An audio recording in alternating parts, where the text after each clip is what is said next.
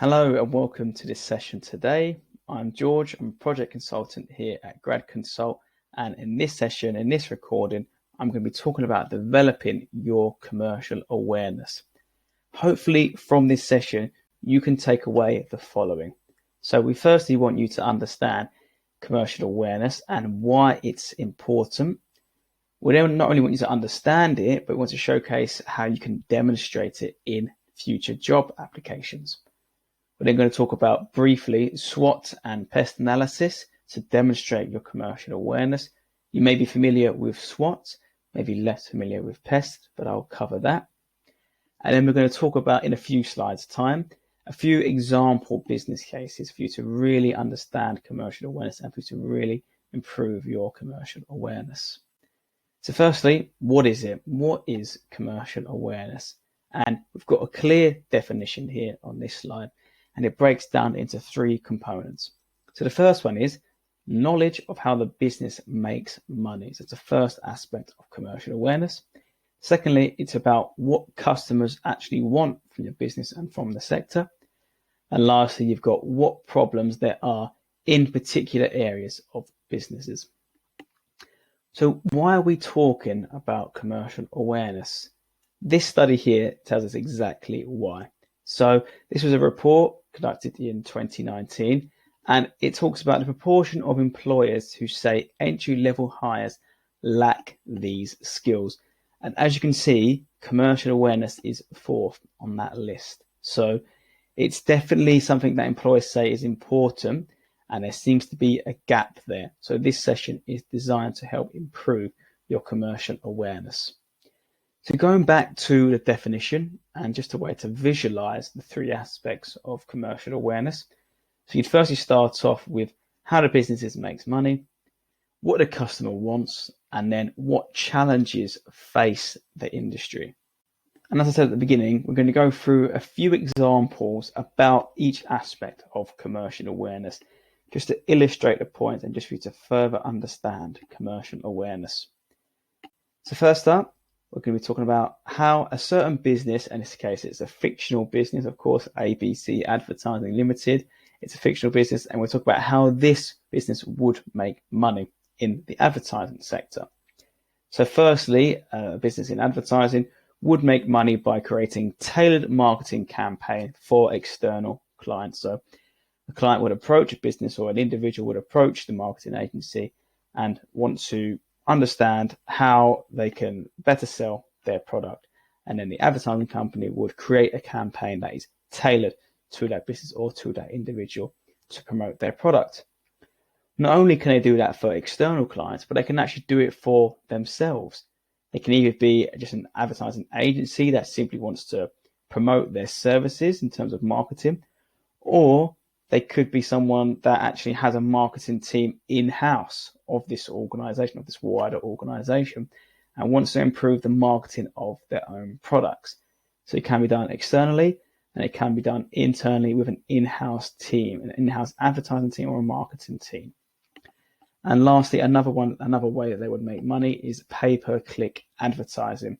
And this basically just means driving traffic to a website in which an advertiser would pay the publisher of the link when the ad is clicked. So this might be something that you're familiar with, and it's sometimes when you go onto Google and you type in a certain company and it comes up with different adverts at the top, Google would be paid because they've advertised that company on their platform. If you click that link, then Google will get a slice in terms of advertising commission. So that's just how an advertising agency would be able to make money. Next up, we're going to think about in terms of what the customer wants. An example that we've got here is a media company. And again, it's a fictional company called My Media Limited. First up, one of the things that is definitely a hot topic right now, and it's definitely at the forefront of people's minds, is on-demand content. There will be different desires, and of course, a few years ago, it wasn't so much, maybe 10 years ago and prior, there wasn't so much need for on-demand content. But right now, with the amount of content that's out there, people want their content right now. They want to be able to access it immediately. They don't necessarily want to have to wait. Simply, it can even be when you watch a show and you've got to wait a week to do that. Again, in terms of how boxes are released now, there's an increased desire to watch to be able to access their shows whenever they want to. So rather than having to wait, there's lots of box sets out there that are released immediately on many platforms. You're going to watch the whole series, and that is on-demand content as well. Same with film. We're starting to see film actually being released on platforms immediately for people to watch at home rather than having to go to the cinema. And it's about having that content immediately, but also being able to access it whenever they want as well. So it's stored, they can reach out to it, they can have a look at it whenever they please. So that's important in today's times. You then got high quality visuals, and this comes from the improvement of technology. So we're starting to see better screens. So we had HD initially was a big breakthrough, and now we're starting to see Ultra HD or 4K. So we're starting to see lots of improvements in the visuals in terms of the screens, in terms of the platforms that we're actually viewing this content on. And that's only going to increase, not only visuals, but even the sounds and things like that. All of these things are only going to improve, and that's exactly what customers want. That's what they demand. That's what they expect. Next up, it's to actually be aware of what are the motivations for the clients. What is it they actually want to do? Why are they here? Why are they consuming the content? And a lot of the time, it could just be they just want entertainment. That's that. That's maybe the majority of the time, and the majority of the reason that people are viewing content. But also, there's a market for educational content and sometimes escapism. So similar to entertainment, but it's more about being enthralled in the story and being kind of taken away from reality, and it's just something for them to enjoy, just from give a little bit of a break when they're resting. So different motivations, and that requires different forms of content as well to reach those markets. So that's just something that a media company would have to be aware of. Next up, we're actually talking about a sector, because this aspect of commercial awareness is about what challenges face the industry. So we're focusing on the law sector here. So first up, we've got high volume work. So this is the admin heavy work that is actually being replaced by tech and AI. So technology and AI are going to be covering those forms of work. So it's things like contract analysis and due diligence and things like that. The admin heavy stuff that tech is now able to do with increased accuracy as well. And they can do it at scale. And this first point then leads on to the next point, which is issues of talent pipelines and career progression. Those things that we mentioned in point 1 are normally covered by entry-level candidates and graduates. So that's how they get familiar with the sector. They do the admin side so they can gain a bit of familiarity and improve their understanding of the sector. But if that's being replaced by technology and AI, what does that mean in terms of career progression? What is the starting point for graduates and for entry-level candidates? So that's something that the law sector needs to be aware of. And the last one, and this could really relate to any sector. All of these 3 points could relate to any sector, but in particular this one here, which is changing regulations and political uncertainty. Now, these are things that are always going to be present. The last point is always going to be present. There's always going to be changes in regulations, and there's always going to be changes in our politics as well. So it's important that each sector, especially the law sector, as we're talking about here, is aware, is up to date with the changing regulations and the political scene, how it's looking, so that they can adapt and still perform their best in an environment that is ever changing. So hopefully that gave you a little bit of background, I understand, of commercial awareness. Now we're actually going to talk about how you can demonstrate your commercial awareness and use it to your advantage. So what we'd like you to do is actually think of commercial awareness as professional curiosity. That's all it is. You're trying to learn about something in a professional manner, and that relates to other people, that relate to organizations and the sectors that you're interested in. In terms of showing your curiosity and showing your research when you're preparing your applications, an easy thing to do is just look at a website, because of course that's the easiest to access and there's going to be lots of information on there as well. However, that's where a lot of people normally stop. They look at a website and that's that.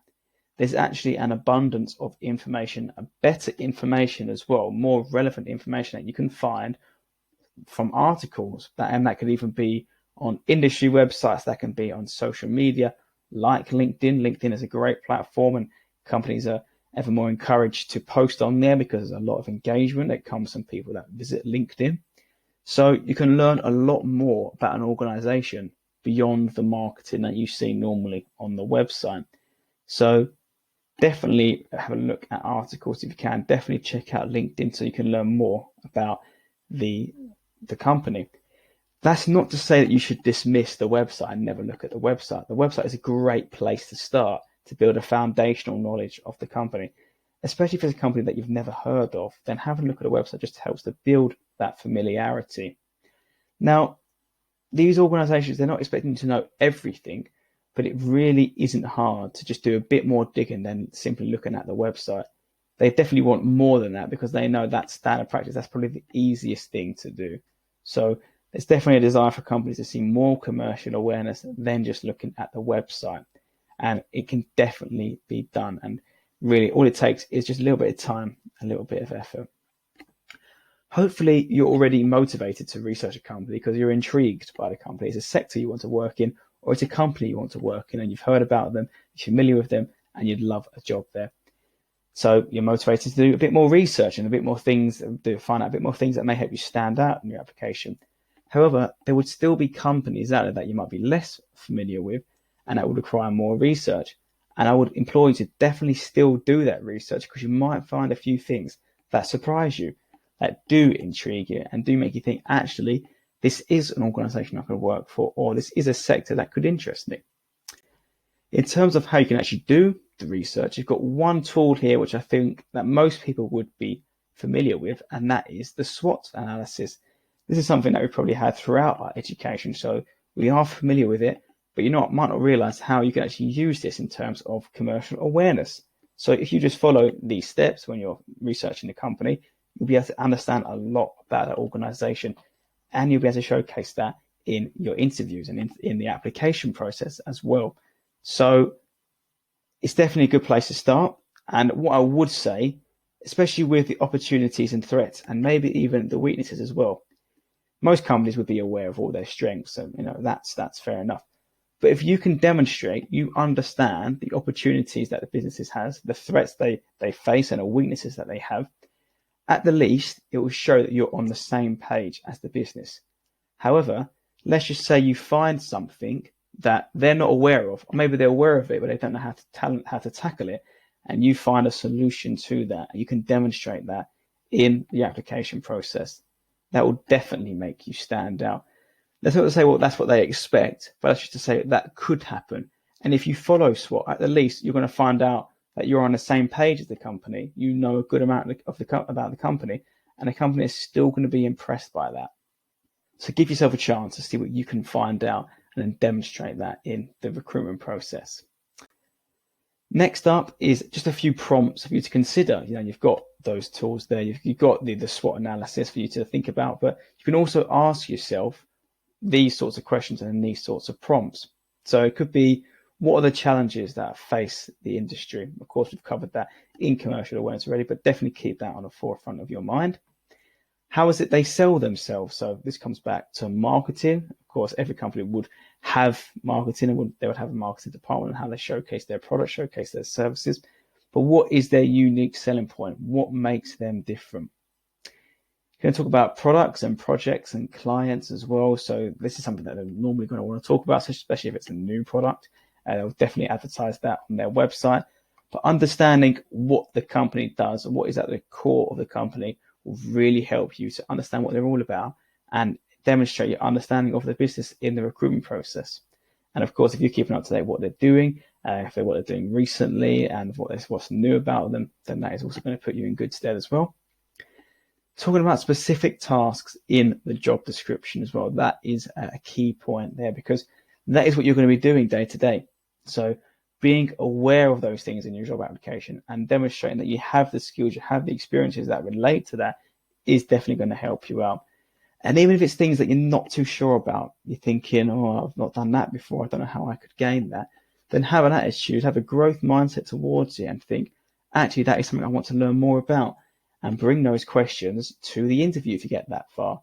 It's always good to hear that a candidate is looking to learn, is willing to take on these opportunities, willing to take on these challenges as well. So anything you're not sure about in the job description in terms of that you're maybe willing to learn, or you want a few more details about it, and you want to give it a go, if that makes sense in terms of demonstrating an enthusiasm to challenge yourself, definitely save that for questions in the interview if you get to that stage. And that then links to showing you understand the challenges of the role. There could be certain things that you're just not familiar with just yet, but if you can demonstrate a desire to want to learn about those things, that is going to help. And also in terms of wider challenges, so if you're aware of the challenges that actually face the industry, then you know what sort of challenges you're going to find day to day in your role. That just shows you the importance of doing your research and being as informed as possible when you're applying to a job. The last point is something that might not relate to each individual circumstances, but it is still important nonetheless. And it's about knowing the site that you're going to be working at. So, for example, you'll have a big organization, if we think about a car company as well. So think about a motor company, and they'll have lots of different sites around the country, and sometimes they have them in different countries as well. And they might do something unique at each site. So if you're going to be working at the London site, you need to make sure you know what they do at the London site. Whereas it could be actually the Manchester site is that something that does something else, and you're talking about the things that you'd be doing at the Manchester site, although you're applying to the London site. And that could even be for other countries as well. It could be that they have a site in France or Germany or somewhere like that, and they do certain things there that you're not going to be doing if you worked in the UK. But if you talk about those things that aren't relevant to the site you're working at, it just shows you don't know what's in store. You don't know what to expect. So make sure you do your research. Make sure your research is specific to the place you're going to be working at as well. Now, I said about the second tool that we'd be covering, which is the pest analysis. And again, this can help in terms of thinking about the previous factors as well that we've discussed. So it might be something you're less familiar with. And the difference between pest and SWOT is that pest is all about the external factors. So just to give you an example, we spoke about political factors and technological factors when we spoke about the law sector. So being mindful of those things will really help in your job applications. You can either use both, and you can use those prompts in terms of how to demonstrate your research that we covered on the previous slides, but definitely use those tools so you can really develop your commercial awareness. Okay, so now we're going to move on to some tips to utilize commercial awareness in the recruitment process. So the first thing for you to consider, and we've mentioned this a few times already now, and that is looking beyond the marketing. So being aware of the marketing agenda and what it's trying to do, how it's trying to attract you. So here we've got, this is an actual job. This image here is an actual advert. So it's an actual way to attract candidates to apply for this role.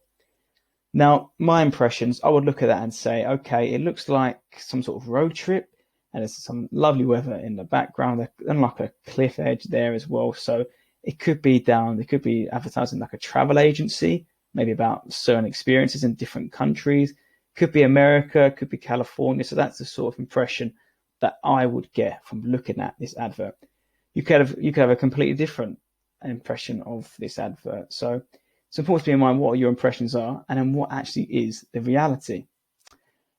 So the reality is this advert is actually to work for E.ON, which is the energy company. Of course, you may have been able to deduce that by the wind turbines in the background, but they're in the background. They're not even in the main part of the image. So it just shows you how advertising can be one way, and it's all about attracting you. But it doesn't actually give you the details that you need to know, because this is the site that you'd be working at if you was to work for E.ON's grad scheme, or this role that it's advertising for. This is not to criticize E.ON or to say that it's not a place that you'd want to work at every day, but it's important to go in with an open mind and with open eyes to see actually what you're getting into and if that's right for you. So companies will put out the marketing material, and they'll know that a few people, the main aim is to attract people, but what they don't want is for people just to believe it all completely. They do want you to have a bit of an understanding that, okay, yes, you're attracted by it, but you do know way more about it. You know where you're going to be working, you know what's involved. So just be mindful of the marketing material and how much impression that gives you of the company. The next tip is to actually look beyond the sector that you're interested in. So, for example, here, this image is from Severn Trent, and it's a water sewage company. Now, you might think, if you're someone who wants to work in finance, if you're someone that wants to work in IT, you might think, why would I want to work for a water sewage company? However, Severn Trent still need people to work in IT. They still need people to work in finance. You don't necessarily have to work in the finance sector, in a finance company to do finance. And that goes the same with IT. Basically, all companies now need someone who's good at IT, who knows their stuff with IT, and who knows finance. You could really apply those skills that you've gained from your degree or those experiences that you've gained into any company. There's always a need for that. Same with marketing as well. You might think, well, I like marketing. I don't want to work for a water sewage company, but Severn Trent still needs someone to market their services. So it just goes to show you, don't think I want to work in finance, I need to work for a finance company, or I work in IT, so I need to work for an IT company. And the same goes with marketing as well. So don't get hung up on looking for jobs that are for companies in your field of interest, like finance, for example. So just bear that in mind. The next tip is to look beyond the big brand. So of course, everybody is familiar with Apple here. The point here is to say that a big brand doesn't necessarily mean they're a big employer. And we'll talk about that in the next few slides, because Apple don't have a large employer base in the UK, and they won't be hiring that many graduates in the UK either. There are lots of other big companies that are less well known that you can consider to apply to. And this point is illustrated here. So you may not have heard of Yazaki, or you may have, but you're more likely to have heard of Jaguar Land Rover. So this is about big brand versus big employer. So Jaguar Land Rover worldwide have 50,000 employees. That is a massive organization. That definitely counts as a large organization. However, Yazaki have 250,000 employees worldwide, and you're probably less familiar with Yazaki. So it just shows you can have a big brand, but then probably not as big as an employer as other companies would be. Yazaki would definitely count as a big employer compared to Jaguar Land Rover. They're both still large companies, but Jaguar Land Rover by far and away have a much bigger brand, a much better and well-known brand. So it just goes to show you, you're more likely to get an opportunity at Yazaki just due to the amount of opportunities that would be there compared to Jaguar Land Rover. And how these relate in terms of actually, if you think about work that you want to do, is that Yazaki is in the supply chain for Jaguar Land Rover. So it's not that they don't relate at all. It just shows you that you can work for a less known company that still actually does projects and work that you're interested in, and it supplies bigger brands, bigger well-known companies like Jaguar Land Rover. You're still doing interesting work. You're still working with big brands, but you're not maybe working for a big brand, but you're still working for a large company.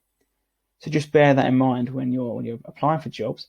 And if you've got certain companies that you want to apply for, maybe you definitely want to work at Jaguar Land Rover, or you definitely want to work at BMW or Rolls-Royce or somewhere like that, Rolls-Royce Motors, of course, that would be. Think about who's in the supply chain for these companies. Lesser known, but there might be more opportunity for you to get a role there. So definitely bear that in mind. Look at the supply chain for the companies that you're interested in. And this relates to this point here. So SME basically means small to medium enterprises. And what that means is that they typically have a maximum of 250 employees. If you compare that to Jaguar Land Rover, which has 50,000, and then you have Yazaki, has 250,000, they definitely qualify as large employers, whereas an SME is definitely a small to medium organization. To bring that point home, Grad Consult, who I work for, have 12 employees, and I'm one of those. However, we have worked with 70% of the UK universities in this country, so in the UK. So that just goes to show you how much a small company can do and how projects can be interesting and can be directly supporting larger brands and larger organizations and larger institutions, but you don't necessarily have to directly work at that company, at that brand, at that institution. You can still do meaningful work at a smaller organization. And it just goes to show, definitely consider an SME. You still be doing the exciting work that you want to do. It's a much smaller company, less well known. The opportunities are there, but you have to look for them as well. So definitely bear in mind SMEs when you're looking to apply for your roles. In terms of the benefits and how that compares to a corporate grad scheme or a much larger company, is that firstly, because there's less people, but there still is a large amount of work to do, you'll be given more responsibility.